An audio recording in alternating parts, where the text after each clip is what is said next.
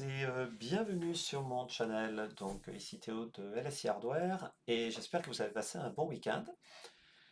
Alors, vous avez dû voir, je propose une configuration à 600 euros qui est vraiment upgradable, c'est-à-dire qu'avec cette configuration, vous avez juste à mettre une carte GPU. Et en fait, l'idée vraiment que j'avais, c'est vous attendez.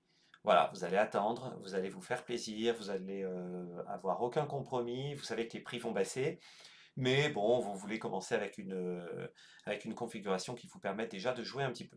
Mais maintenant, je comprends très bien, peut-être au même prix, vous aimeriez bien y aller, et puis avoir une configuration qui vous permette déjà de bien s'amuser, mais sans forcément avoir le meilleur potentiel d'upgrade, parce que parfois bah, on a envie de jouer et puis on n'a pas envie d'attendre et d'attendre. Donc, là, la configuration que je vous propose aujourd'hui, c'est justement une configuration très similaire à la PlayStation 5. C'est une configuration qui est prête à jouer. Et vous allez voir, j'ai choisi des composants qui vous permettront quand même de jouer en 1440p, en moyen voire élevé en termes de détails. Et puis bien sûr du 1080p, mais là cette fois-ci vous serez vraiment en mode ultra. Donc vous allez vraiment bien jouer avec cette configuration. J'espère que c'est une configuration qui va vous plaire. Laissez-moi dans les commentaires ce que vous en pensez. En tout cas, j'ai choisi quelques jolis petits composants. Et là, je vais vous dire, on va commencer par parler un petit peu du processeur de choix. Et là, ben, je suis passé sur un Ryzen 5 3600, je pense qu'il n'y a plus du tout besoin de le présenter. Franchement, au niveau rapport qualité-prix, on est quand même en dessous voilà, par facilement 30-40 euros par rapport à un Ryzen 5 5600, qui est aussi un processeur peut-être plus récent, mais aussi qui a finalement des performances qui ne sont pas non plus aussi exceptionnelles hein, par rapport au 3600. Donc le 3600, ce qui est bien, c'est que vous avez donc 6 corps, vous avez 12 threads, on a une fréquence de boost jusqu'à 4,2 GHz, et puis on a un TDP tout à fait raisonnable, hein. Donc là vous voyez c'est 65 watts, donc c'est vraiment pas mal. C'est un joli petit processeur, il date hein, déjà, il est en AM4, donc il faut savoir si vous prenez cette machine, ben, vous pourrez toujours upgrader sur de la M4 dans le futur. Mais voilà, maintenant, les nouveaux processeurs passent en AM5, donc comme vous le savez, et puis il y a de la DDR5 aussi. Tandis que là, vous êtes sur de la DDR4 aussi. Mais la DDR4 ira largement. Donc c'est pas du tout, à mon avis, un bémol sur ce cas-là. Donc voilà, c'est un très bon processeur. Alors comme vous voyez, il gère donc le PCI 4. Donc ça, le PCI Express 4.0, c'est important. On a donc de la DDR4 jusqu'à 3200 MHz. Donc vous pouvez toujours essayer de monter, hein. On trouve des RAM qui ont souvent des fréquences plus élevées. Alors, côté carte graphique, eh ben, je suis parti sur la Radeon RX 6550 XT. Tout simplement parce que c'est sûrement celle qui est la plus proche de celle employée dans la PlayStation 5. Si je dis pas de bêtises, c'était une 6700 qui était un peu customisée. Mais là, vous allez vous retrouver avec des performances tout à fait proches. Alors évidemment, on n'aura jamais la performance d'une PlayStation 5, c'est impossible. Parce qu'il ne faut pas oublier que les consoles, elles sont vraiment optimisées. Et même par rapport à tous nos derniers GPU, vous pouvez même avoir une 4070 Ti. Et vous verrez en fait que la PlayStation 5, en fait, elle se défend toujours très très bien. Et puis bon, c'est des consoles de jeu, elles sont faites que pour le jeu, donc il ne faut pas toujours trop comparer. Mais ce que je peux vous dire, c'est qu'avec la 6650 XT, c'est un très beau GPU. Alors j'ai pris la version avec 8 Go de RAM. Elle est un peu gourmande, hein, comme vous allez noter, donc on est à 176 watts, surtout si vous la comparez par exemple à une carte plus récente comme la 4060. Alors la 4060, elle commence à devenir intéressante. Donc là, je vais la mettre d'ailleurs en option pour ceux qui sont intéressés, tout simplement parce que je pense que c'est une carte qui risque de devenir de plus en plus intéressante parce qu'elle consomme beaucoup moins et surtout elle a un score qui est un petit peu supérieur. Donc c'est quand même une jolie petite carte la 4060. Donc on va étudier ça là dans les semaines qui viennent. En tout cas, moi je vous dis, pour l'instant, restez sur la RX 6650, mais il faut vraiment guetter la RTX 4060. Elle devient vraiment intéressante. Enfin, pour revenir à la RX 6650 XT, vous allez voir, donc on est quand même sur un score un petit peu plus supérieur à la Radeon RX 6600. Et puis, pour vous donner aussi une idée, on est quand même au-delà d'une GeForce RTX 3060 8 Go. Donc c'est pas mal. Moi, je pense que le challenger de la 6650 XT, c'est en train de devenir la RTX 4060 qui est presque sur le point de devenir vraiment compétitive. Donc vous voyez, c'est quand même une carte, il va falloir la guetter. Donc, je vais vous montrer un petit peu donc, la carte que j'ai choisie. Alors moi, j'ai choisi la Radeon RX 6650 XT. Elle est à 247 euros sur Amazon du côté allemand. Donc là, ça vaut vraiment le coup, c'est pas mal. C'est une belle carte. Elle a vraiment une super réputation, la Swift 210. Donc à mon avis, ça peut vraiment valoir le coup. Maintenant, comme je vous ai dit, regardez du côté des 4060 parce que vraiment ça commence à baisser. Et là, maintenant, vous voyez, on commence à avoir, voilà, on a des MSI à 315 euros. Moi, à mon avis, on va les toucher à 300 là d'ici peu, même ça risque de descendre un peu plus. Mais c'est intéressant, il faut vraiment commencer à regarder parce que c'est quand même sympa de pouvoir se payer une RTX 4060, même si c'est pas la meilleure voilà, la meilleure des RTX 4000, hein, on est d'accord. Mais quand même, pour une solution en milieu de gamme, elle est quand même très sympathique. Donc il va falloir regarder de ce côté. Mais bon, nous, dans notre cas, on va rester sur la 6650, elle est quand même moins chère, parce que quand même, 60-70 euros, ça fait quand même une différence. Mais si vous pouvez vous le permettre, allez-y. Mais vous aurez plus le PC à 610 euros, vous l'aurez sûrement dans les 680.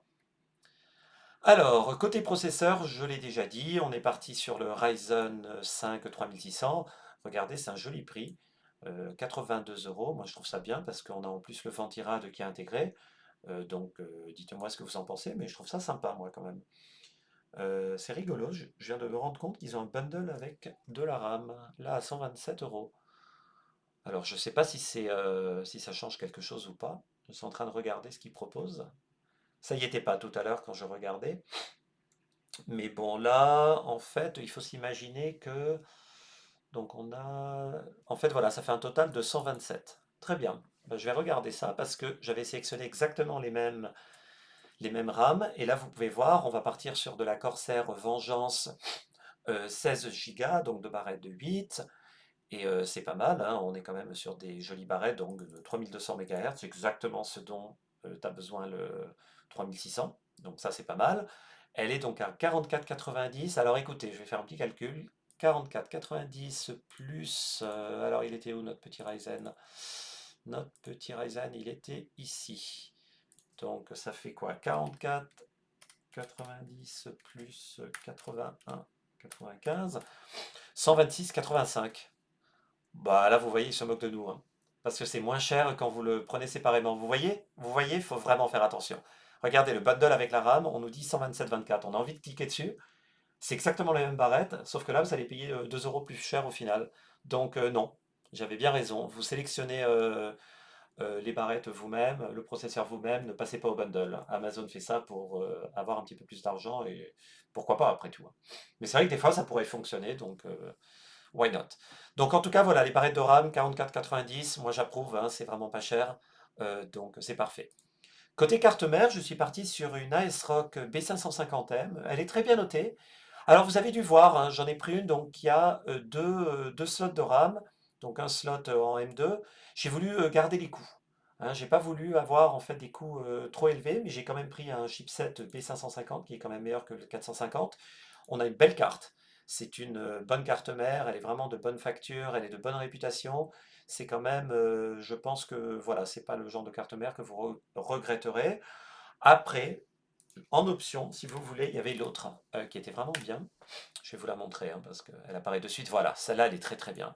Si vous voulez un petit peu plus de place sur votre carte, que vous voulez peut-être avoir un deuxième slot M2, parce que vous pouvez voir, hein, il y a un deuxième slot M2 sur cette carte, et surtout vous avez quatre slots pour la RAM. Donc peut-être que pour certains, vous aimeriez aller dépenser peut-être, ça fait quoi?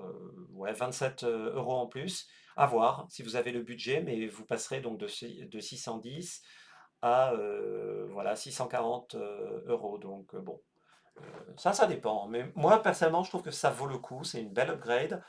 En tout cas, je vous la mets en option parce que je sais qu'il y en a qui seront intéressés par ce genre de carte mère. Alors, côté SSD.